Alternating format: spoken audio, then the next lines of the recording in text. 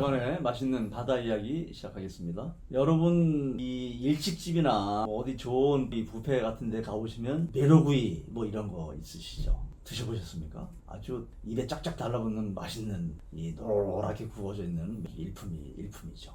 이 메로가요 원래 공식 명칭은 아닙니다. 메로는 우리가 그냥 뭐 메로 얘기를 하는 거고요. 원래 뭐 혹시 무슨 이빨고기 이런 얘기 들어보신 적 있습니까? 바로 메로가요 파타고니아 이빨고기라고 하는 그런 정식 명칭을 가지고 있는 물고기입니다. 이 메로는 뭐 워낙 맛이 있기 때문에 우리나라 사람도 좋아하지만 세계에서 제일 많이 메로를 먹는 나라가 바로 일본 사람들입니다. 일본이 뭐 전 세계 한 40~50%를 먹는다고 그러죠. 일본 사람들은 아주 이 생선을 워낙 좋아해서 또 원양어업을 우리보다 훨씬 빨리 나가 있어서 그런 좋은 물고기들을 아주 굉장히 많이 먹는 것 같습니다. 이 메로라고 하는 그런 그 이름은요, 이 우리나라에서 붙인 게 아니고 일본 사람들이 붙인 겁니다.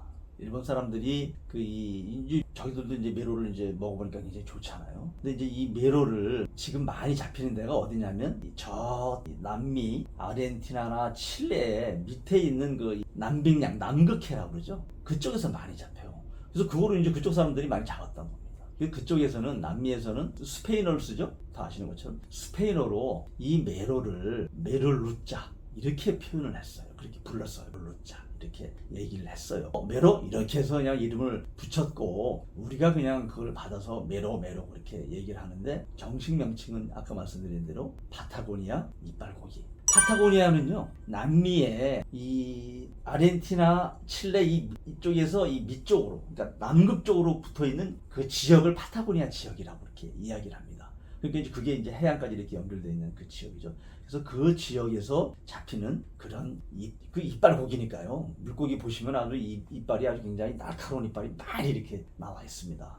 그래서 그렇게 이름이 붙여져 있는 것이죠. 이 파타고니아 이빨고기 메로는요 굉장히 아주 그냥 보통 보기가 어려운 물고기입니다. 왜냐면요 수심이 보통 500m에서 한 3000m 되는 아주 깊은 곳에 살아요. 그리고 그냥 사는 게 아니고 거의 뭐 0도쯤 되는 어리면 얼 정도로 되는 뭐 0도에서 5도 이렇게 아주 추운 데서 사는 그런 물고기예요. 그리고 얘 메로는요 북반구에는 없어요. 남반구에만 커요. 그것도 지금 좀 전에 말씀드린 대로 아주 추운 얼음물과 같은 냉수대에만 그렇게 크죠. 그래서 크다 보니까 그런 데서 자라다 보니까 지방이 많은 거죠. 추우니까 추운데 크는 물고기들이 지방이 많습니다. 여러분 노르웨이의 고등어도 맛있다 그러잖아요. 우리나라 고등어보다 좀 맛있다고 그렇게 보통들 이야기하십니다. 왜? 노르웨이는 북극 쪽에 이렇게 가까이 있잖아요.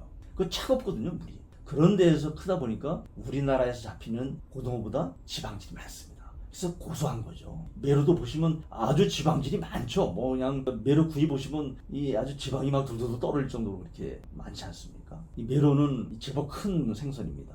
근데 이 수명이 한 50년쯤 돼요. 그래서 굉장히 장수하는 그런 물고기죠. 이 메로가 워낙 맛있으니까 엄청나게 메로를 많이 잡았어요. 우리 뻔하죠. 이 좋다고 하고 몸에 좋다고 그러고 뭐 맛있고 이러면은 엄청나게 잡았잖아요. 그리고 한두 가지겠습니까? 우리 지금 멸종 위기에 달아있는 여러 가지 생물들이 많죠. 우리 저 호주나 뉴질랜드 이런 데 가보면 그 날지 못하는 그 새 있었잖아요. 이런 것도 가가지고 다 잡아먹었잖아요. 다 지금은 이제 화석만 남아있다는 거 아닙니까? 이것도 지금 그런 상황에 처해 있어요. 그래서 이제 이 전 세계 국가들이 모였어요. 그래서 우리 남극에 있는 이 메로마저 이 몽땅 잡아먹으니 나중에 멸종되니까 안 되겠다. 그래서 남극에 있는 귀중한 생물들을 보호하기 위해서 남극 해양 생물 보존 협약이라고 하는 영어로 까물루라고 하는 협약을 맺었어요. 그래가지고 우리가 1년에 얼마 잡자. 그래서 요거는 1년에 12,000톤까지만 잡기로 했어요. 그래서 각 나라별로 쿼터를 정해줬어요. 그래서 우리나라도 이제 일정 부분 쿼터를 정해서 받고 있죠. 그래서 이제 우리나라 이제 원양 업체들도 남극에 나가서 메로를 잡고 있습니다. 엄청나게 멀죠. 여기서 지금 이 아르헨티나도 아니고 그 밑에 남극 가까운 남빙양까지 가야 되니까요. 여러분 우리나라의 이 서울에서 지구의 이 중심을 딱 뚫어가지고 나가면은 어디로 간다고 그래? 대척점이라고 그래. 우루과이로 간다고 그러잖아요. 그렇게 완전히 우리나라의 반대쪽에 있는 그런 곳이 그쪽 아닙니까? 그런데 이제 제일 많이 잡히는 게 어디냐면 남미, 아르헨티나, 칠레 밑에 있는 바로 사우스 조지아 섬이라고 있습니다. 이 사우스 조지아 섬은요 영국령이에요. 영국이 지금 보면 뭐 우리는 뭐 거의 이제 해가 지는 나라다 뭐 이렇게 얘기를 하잖아요. 그런데 제가 3년 동안 영국의 대사관에 우리나라 이제 런던 대사관에 근무를 했었는데, 물론 이제 옛날에 한때 전 세계 인구와 면적의 4분의 1을 점령해서 지배했던 그 대영 제국은 없죠. 그럼에도 불구하고 아직도 영국은 그래도 참 대단한 나라입니다. 아직도 영국은요, 영국 본토와 이 북아일랜드 빼고, 그걸 우리가 UK라고 하죠. UK 빼고 나머지 해외 영토가 엄청나게 많습니다. 우리 뭐 스페인 밑에 있는 그 지브롤터 뭐 이것도 해외 영토죠.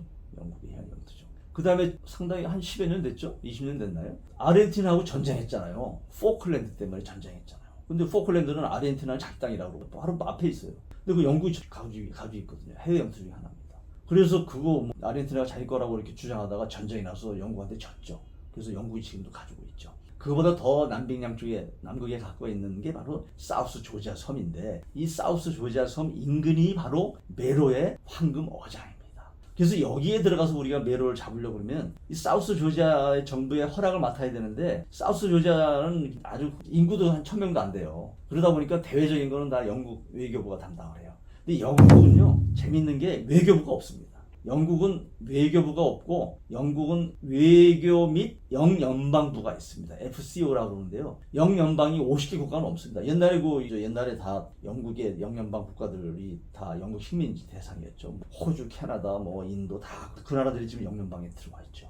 투약의 16나라 정도는요, 지금도 호주, 캐나다가 이런 나라들의 대표적이죠. 지금도 영국의 옛날의 여왕, 지금의 왕이 지금도 군주죠. 지금도 총독을 보내죠. 그래서 그 나라에서는 공식적인 국가 행사하실 때는, 여왕이 있을 때는 투더 퀸 해서 여왕을 위하여 이렇게 건배사를 공식적으로 하는 그런 그 관례가 있습니다. 우리가 지금 생각하면 참 특이하죠. 여하튼간에 영국은 FCO라고 해가지고 영연방 외교부가 있는데, 이 FCO라고 하는 데서 바로 해외 영토를 다 담당을 하죠. 그래서 여기가 그런 사우스 조지아 섬의 이런 해외 업무를 담당을 하기 때문에, 우리나라가 메로를 잡기 위해서 쿼터를 받으려면 어디서 받아야 되냐면, 결국은 영국의 영연방, 미국의 FCO, 미국의 외교 영연방부에 가서 쿼터를 받아야 돼요.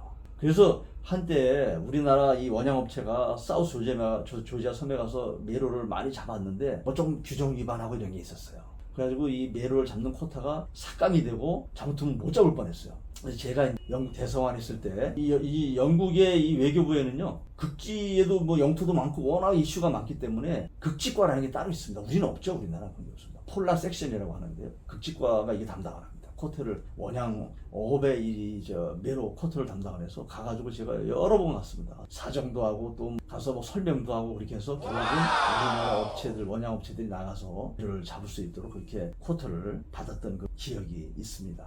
이 사실은 우리는 뭐 지금 이제 일식집 같은 데 가서 보면 쉽게 메로를 먹지만, 사실은 메로가 우리 식탁에 오기까지는 이렇게 보이지 않게 상당히 많은 그런 어려움을 잘 겪고, 또 이 과정을 거쳐야 우리 메로가 우리 식탁에 올라가고 또 우리가 먹을 수 있습니다. 메로는 구이도 좋지만 아주 메로탕도 아주 맛이 있습니다. 여러분 이 입맛 없을 때 한번 메로구이나 한번 메로탕 한번 드셔보시면 어떨까 싶습니다. 그렇게 또 메로를 드실 때요, 메로가 우리 앞에 와 있기까지 우리 많은 고생을 했을, 저 남빙양에 가면 이 파도 치면 얼음이 바로 얼어서 뱃전에 얼 정도로 이렇게 춥죠. 그 정도로 어려운 여건에서 열심히 이렇게 조업하시는 우리 메로를 잡기 위해서 낚시를 잡습니다. 잡는 그런 원양 어선원들, 선원들의 노고도 한번 같이 기억해 주시면 더 의미가 있지 않을까, 그렇게 생각을 합니다.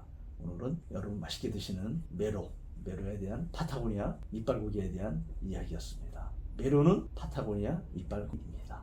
감사합니다.